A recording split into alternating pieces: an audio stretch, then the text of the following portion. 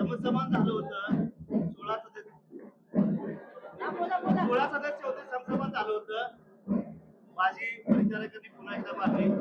40-35 वर्षाची सत्ता होती परिचारकांची, अवधीत राहिले. राजकीय घडामोडी घडल्या, काय सांगा?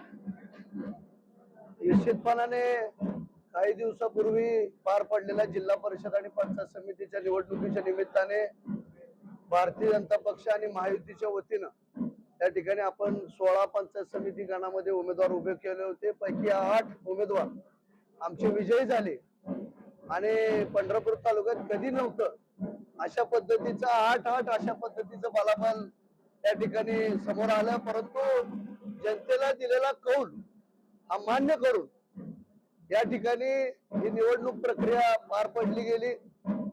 प्रथमतः या निमित्ताने आपण जो विचारलेला प्रश्न आहे तर म्हणजे गेल्या अनेक वर्षापासून पंढरपूर तालुक्याचे ऋषितुल्य नेते श्रद्धेय स्वर्गीय मोठे मालकांच्या नेतृत्वाखाली या पंचायत समितीच्या माध्यमातून विकासाची घोडदौड त्या ठिकाणी गावागावापर्यंत वाडी वस्तीपर्यंत विकासाची कामं आपण करण्याचा प्रयत्न केला.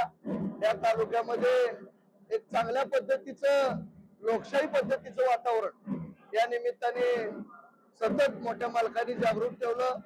अगदी सामान्यातल्या सामान्य व्यक्तीला या ठिकाणी पंचायत समितीचा सभापती असेल, उपसभापती असेल, जिल्हा परिषदचा अध्यक्ष असेल, अशा पद्धतीनं वेगवेगळ्या उंचीवर घेऊन ठेवण्याचं काम आदरणीय मोठ्या मालकांनी त्यांच्या 50 वर्षाच्या सार्वजनिक जीवनामध्ये केलं. आणि त्या अनुषंगाने या निवडणुकीला सामोरं जात असताना भारतीय जनता पक्ष आणि महायुती म्हणून आम्ही लोकांकडे मतदान रूपी कौल मागितला. वेगवेगळी विकासाची कामं करण्याच्या बाबतीत या ठिकाणी आश्वस्त केलं.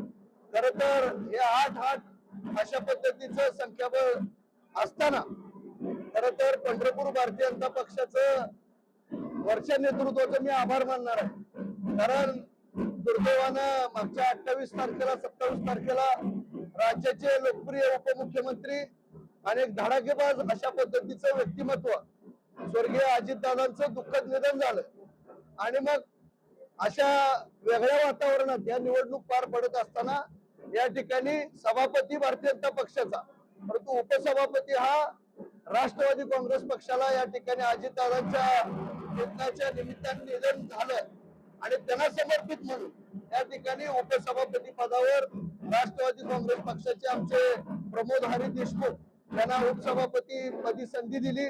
त्यामुळे हे जे बलाबल आहे आज आपण बघितलं तर काही दिवसापूर्वी, काही महिन्यांपूर्वी आमच्याच पक्षाचे असलेले आदरणीय वसंतनाना देशमुख काही विचारांची म्हणजे घरात भांडं लागतं अशा पद्धतीनं त्यांना काही विचार किंवा काही वेगळे विचार त्या निमित्ताने आले. परंतु ते पक्षाबरोबरच होते, आमच्याच पार्टीतला एक भाग म्हणून नानांनी गेल्या अनेक वर्षापासून काम केलं होतं.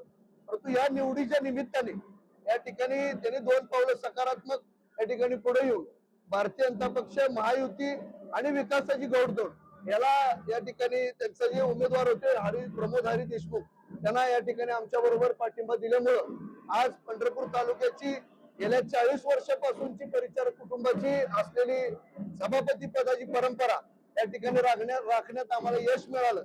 मला निश्चितपणाने खात्री आहे की भारतीय जनता पक्षाच्या चिन्हावर निवडून आलेले सर्व पंचायत समिती सदस्य आणि आता नवीन निवड झालेले सभापती आणि उपसभापती निश्चितपणाने पुढचे वर्ष या ठिकाणी निश्चितपणाने चांगलं काम करतील.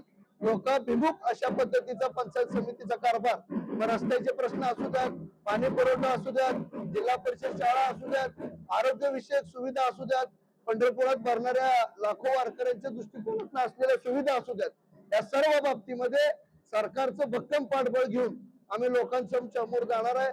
जे जे आश्वासनं आमच्या नेते मंडळींनी दिली, मग आदरणीय प्रशांत मालक असतील, आदरणीय आमदार समाधान दादा असतील, आदरणीय कल्याणरावजी काळे साहेब असतील, गणेशजी पाटील असतील, त्याचबरोबर या ठिकाणी अनेक वर्षापासून आमच्यापासून दुरावलेली काही मंडळी आज पार्टीमध्ये या निवडणुकीच्या निमित्ताने सामील झाले होते.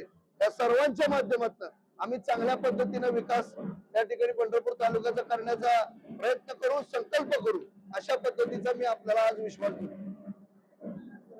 विरोधकांच्याकडून पालकमंत्र्यांना भेटून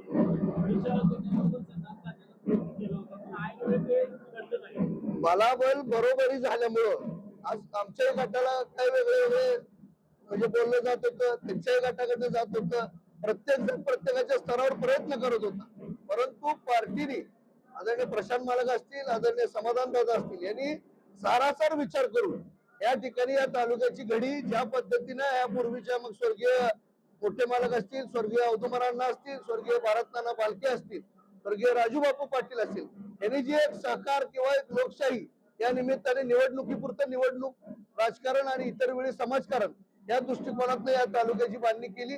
त्यामुळे या सगळ्याचा विचार करून या ठिकाणी वसंत नाना देशमुख यांचे उमेदवार आमचे प्रमोद हरी देशमुख सर यांना भारतीय जनता पक्षाबरोबर घेऊन या ठिकाणी सभापती आणि उपसभापतीच्या निवडी पार पडल्या. विरोधकांना काय सांगा? विरोधकाला एवढंच सांगेन की गेल्या अनेक वर्षापासून आम्ही एक विकासाचं राजकारण समाजकारण केलं आणि त्याच पद्धतीचं राजकारण आणि समाजकारण पुढच्याही कालावधीमध्ये स्वर्गीय मोठ्या मालकांच्या आशीर्वादाखाली आणि आमचे नेते आदरणीय प्रशांत मालक त्याचबरोबर आदरणीय समाधान दादा या दोन्ही नेते मंडळींच्या नेतृत्वाखाली चांगल्या पद्धतीने आम्ही विकास करणार आहे. विरोधकांनी गेल्या 4 दिवसापासून वेगवेगळ्या बातम्या सोशल मीडियावर आल्या. आमच्याही कार्यकर्त्याला कालपर्यंत वाटत होतं की बाबा या अशा बातम्या येत आहेत तर काय होणार आहे, परंतु मला खात्री आहे की जे आमच्या घरातलाच एक भाग काही कारणास्तव दूर गेले होते तेच आज पुन्हा स्वगृही परतले. पर्यायानं प्रमोद हरी देशमुख यांना या ठिकाणी उपसभापती पदाची संधी दिलेली आहे. त्यामुळे दिसतं तसं नसतं. आज विकासाच्या दृष्टिकोनातून बोलत असताना जसं समोर दिसतं तसं नसतं. इथलं पंचायत समिती सदस्य पुढच्या कालावधीमध्ये चांगले काम करण्याच्या हेतूने आज प्रमोद सर आमच्या सोबत आलेले आहेत. निश्चितच मी त्यांचंही आपल्या सगळ्यांच्या वतीनं आमच्या पांडुरंग परिवाराच्या वतीने मी मनपूर्वक त्यांचं स्वागत करतो. उमेश परिचारक यांनी पुन्हा एकदा माझ्या मागे राहून टीम मेकरची भूमिका उमेश परिचारकांनी पार पाडली. निश्चित